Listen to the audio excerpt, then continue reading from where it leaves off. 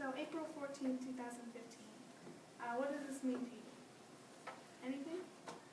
This day marks the day of equal pay, which is the date women have to continue working until they catch up to the fiscal earnings of men in the previous year. So it's around 90 days to have to still work. I have experienced pay disparity firsthand in my job as a server at Iron Lakes Country Club in Orfield, Pennsylvania. When I was first hired, I was started at $7.25, which is minimum wage. And I put in really hard work for a year, and then I earned my first raise of 25 cents, and I was so excited.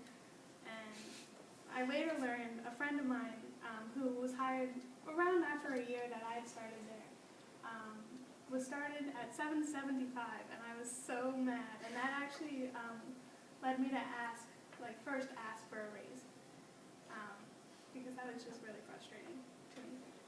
So I'm here to tell you a little more about the issue. As you said in the survey, you're all aware of it. So I'm just going to tell you a little more of the statistics of equal pay, explore why this issue exists, and inform you the many reasons just the issues that women experience and kind of why it shouldn't exist, I guess. So let's begin with some facts. The Equal Pay Act, as I mentioned earlier, was passed in 1963. Despite this, as the U.S. Census Bureau tells us, women earn just 77 cents for every dollar that a man makes.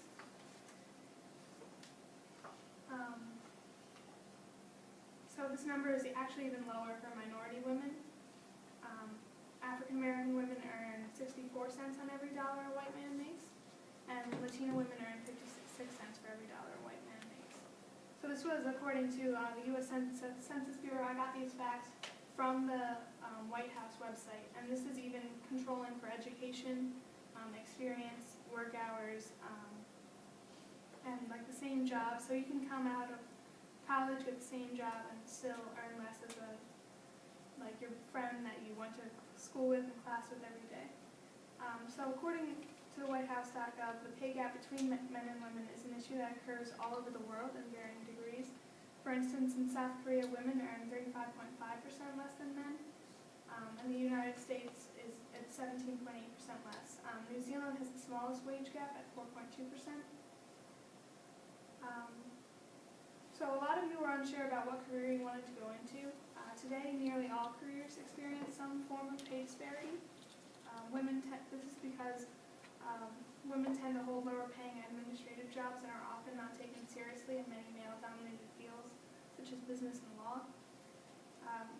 Today, women make up nearly half of the U.S. labor force and are a growing number of breadwinners in their families, which means that women must support themselves and their families on less money.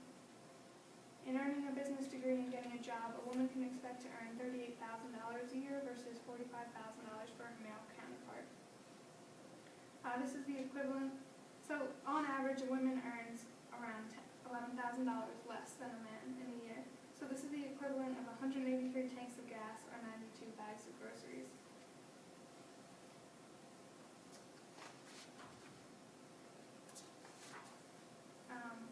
Or 2 years ago, or 3 years ago now, the Paycheck Fairness Act was introduced.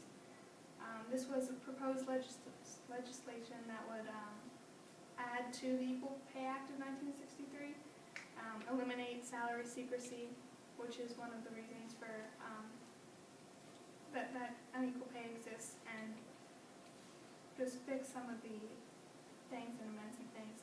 However, it was unanimously shot down by Republicans in 2010 and also last year in 2014. Both times they filibustered it, and it fell 60 votes short of the needed to stop the filibuster, and that was that. So now that you have some background on some of the facts of equal pay, I'd like to explore why this issue exists. The pre-existing structure of society continues to be enforced and thus proliferates the discrimination of women. Despite the fact that men no longer need to go out and hunt that night's dinner, the male is still considered head of the family. Women and men still still work different jobs because women's work is considered less valuable and they are discriminated against. This is linked to many traditions and stereotypes. Women, despite working and beginning to work, women work much more than they used to. They still bear more responsibilities in their private lives than men do, making it harder for them to balance work. More women than men choose to take parental leave or make the decision to work part-time. This is one of the main arguments that equal pay still exists, is the issue of maternity leave. However, it was interesting, in researching I found out that women actually have longer life expectancies than men. So they actually aren't able to save as much for retirement because they will earn less money throughout their careers. So now that you have some basic facts, I'd like to inform you about the many issues that women themselves experience with equal pay. Although women are paid less than men, their cost of living is not any less. In fact, I consider it to be greater than that of a man. When they enter a workplace, they must uphold society's expectations of dress and makeup. So they have to wear makeup and buy nice clothes. If they're in a business field, they have to buy business casual clothes and shoes and just like present themselves really well. Whereas men can just kind of buy like a couple ties and a couple jackets and like look good every day. So women also spend the same amount on education, and yet they will earn yet less after graduating. These students are left with the same amount of debt, but it takes longer for a woman to pay off her student loans, and she will therefore accumulate more interest and end up paying more. Women also have to pay for a variety of feminine products that men don't require, such as pads, tampons, and bras. These expenses really add up over time, as you know, if you're a woman. So the wage gap makes it harder for women to save enough for their life and support themselves. It also affects the families of these women, as women are increasingly more breadwinners in the family. So their husbands and their children don't experience the same amount of comfort from income that they would experience. And then the mothers usually have to sacrifice time with their kids more to try and work more, or to sacrifice work to be with their kids more. So I hope that I was able to further inform you about the issue of equal pay.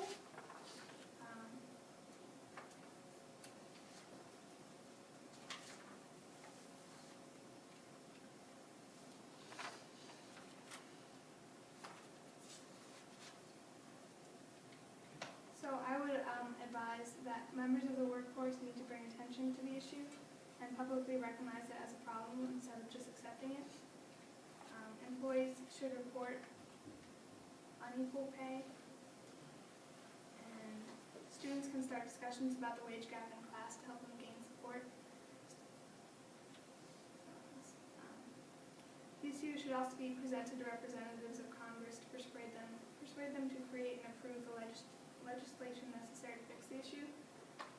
So today I gave you some statistics about equal pay, reasons it exists, and offered the perspective of women and what they deal with because of this issue. I also informed you of ways you can participate in the movement towards pay equality.